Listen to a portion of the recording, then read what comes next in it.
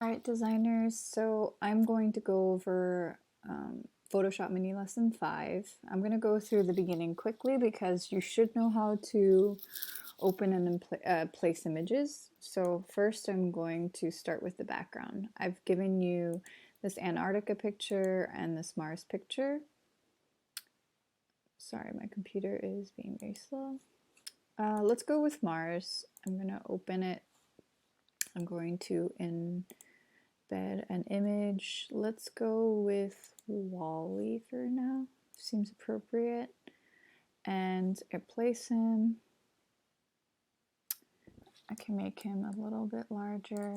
I use Shift and the corner to keep my proportions. I can move him for now. I press enter. You'll notice I need to rasterize this layer. All right, now he's editable, or editable, I guess. Okay, so now I'm going to isolate Wally. That's the first step. Any of the images that you include, I want you to get rid of the white background. I do not want you to erase the background. I want you to add a layer mask. There's multiple ways to do this, and I'll show you two ways.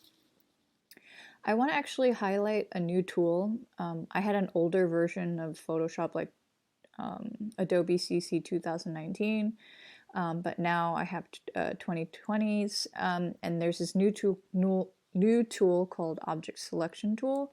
You could test it out. How it works is you select a certain area. I'm on the right layer, and Photoshop basically determines what you're trying to select.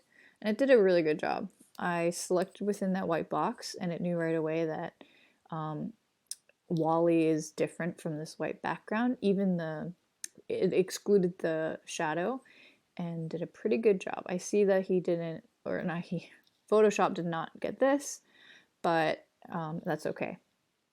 So while I have this selected, I could actually go and add my layer mask now. So there's this option of you selecting something ahead of time. While that's selected, you click layer masks, and actually the hide and reveal is done for you. So everything that was selected, which was Wally, is white, which means revealed, and then the rest of the background is black, which means to hide. So I could go in here and finish this, these small segments. I could still use my selection tool, so I could use these white areas to select. I could use my brush tool, and again, I don't want to reveal, I want to hide. Let me change my brush, and so I could erase, and there, I could deselect. Now I'm here. Now the reason why I want you to use layer masks and why people who use Photoshop love layer masks is that my original Wally is nothing is hurt, taken away, drawn over. So let's say as I'm working and I happen to do this. So if you use an eraser tool and you did this, you'll have to go to history and undo.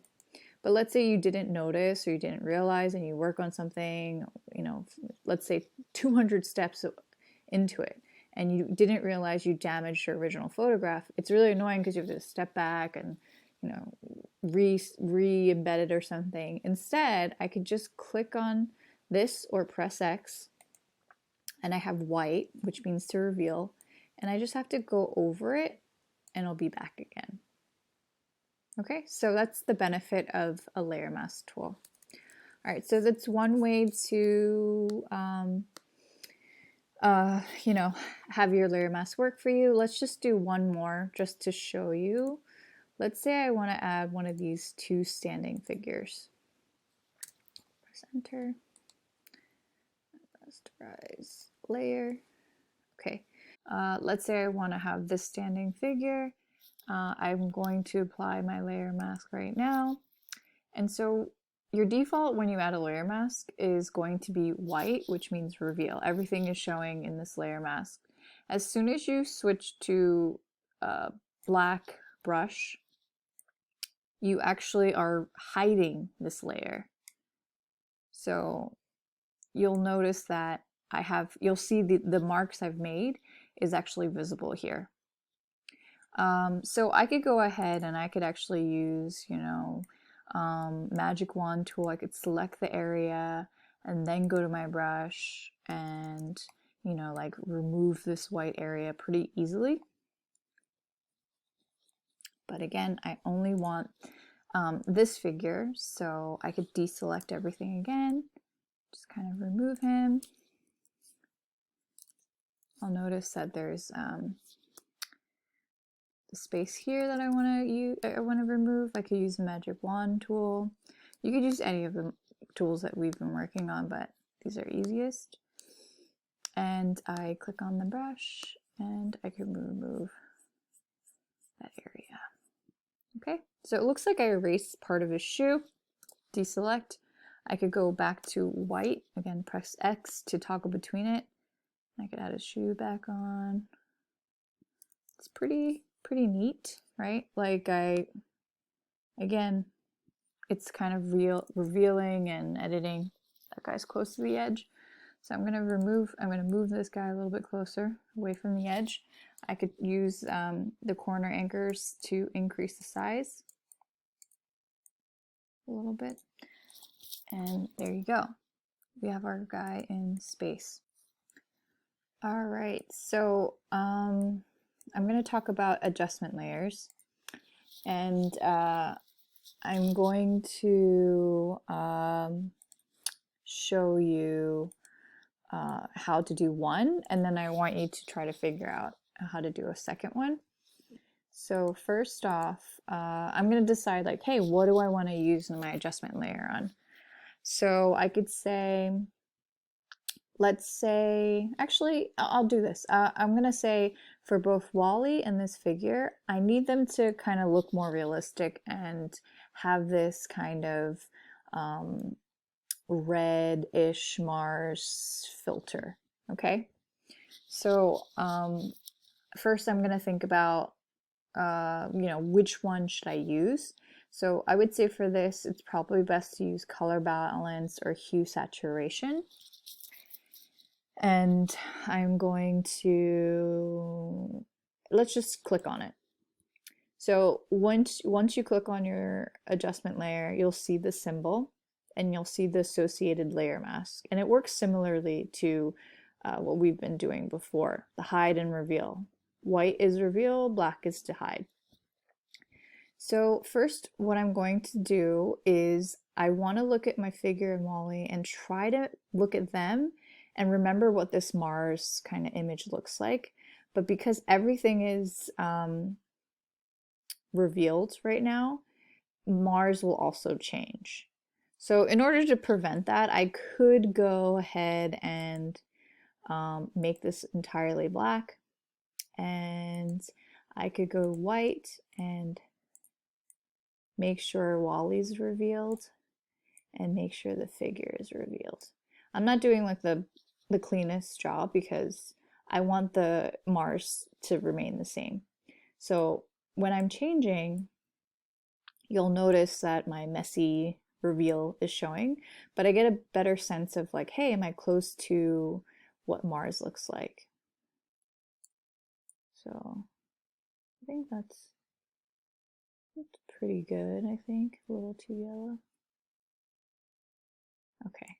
Some of you might be like confused, but just follow with me. So you also notice with color balance, there's highlights, shadows. So I noticed that Wally's a little bit too yellow. And I want to make him a little redder. He's too red. Okay, well this is fine. All right, now. So now what I'm going to do, since I've made my adjustment, I have to refine my edges. So one of the ways you can do that is, let me deselect. I'm going to go back to this layer mask and I want to select that white background again, and it should be easy like that. So this whole area is selected. Now I could choose my black brush and oh, I'm on the wrong layer. So I want to be on this color balance mask, and now I could remove that adjustment. I forgot about this, so I'm going to select that inside part there. So I hope you're following along what I'm saying. Like I want to make my life easier when I select objects. So I selected this layer, selected the white background, and that's where that extra red color balance was showing up on. So that's what I did. Now I could go to Wally. Same thing. He's on a nice like white clean background. So I could click on that white background. Then I could go, click on that. And now I could go to this layer mask. Again, I have a brush and I'm using black to hide because I don't want this like reddish like mark outside of Wally. I also noticed that there's parts of Wally that I need to fill in. So this is a little bit confusing, but I hope it makes sense to you. There's something called inverse. So I've selected the white background of Wally. That's why I can't like color in Wally right now, like or like erase him or hide him per se. So if you go to select in the file menu and inverse, it would actually select the opposite. I know it doesn't look like it, but you've actually now selected the inside of Wally, and so I could actually paint inside here. Do you see it? Are you able to see that? Now, because of the white box, you actually could paint outside of it, but that's easy to fix. I'm going to press deselect, use my black hiding brush essentially on the layer mask, and then I'm able to kind of connect it. Okay, now at this point I have a very clean selected area of Wally and the person. If I think Wally is too orange or red, I could just double click on my adjustment layer and kind of tone them down. Okay, so anytime you add an adjustment, if you want to edit it or you don't like it, you want to remove it, you could just double click, or you could put in the trash can here. Okay, for you guys, you don't have to keep watching, but those of you who are like, I still need to understand how adjustments work, I'll do another example. So one of the other examples I could show you is, let's say, the background. I actually want the color, let's say I want this here to be posterized or whatever. So first off, there's two options. I could add the layer, or I could select this area first and then apply it. Let's just add it and see what happens. So we have this like posterized effect here, but I only want it to apply back here. The rest I want it to leave. So I would go back on my adjustment layer mask.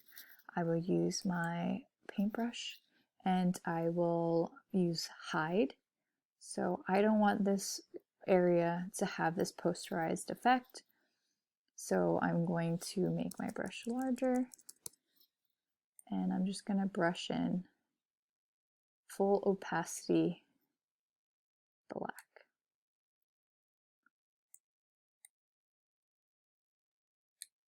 Does that make sense? Is that making sense to everybody?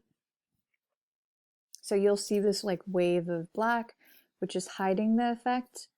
And then I could clean up here, the edges, switch to white. I could be like, yep, this area I want to posterize.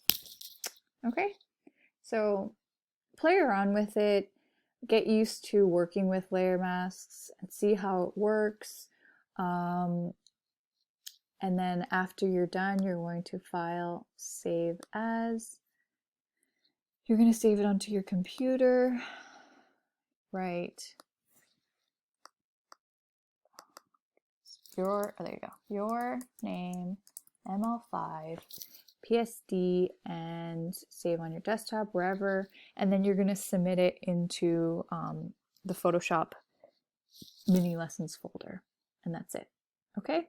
Thank you for listening, and good luck. Ask me any questions if you need to.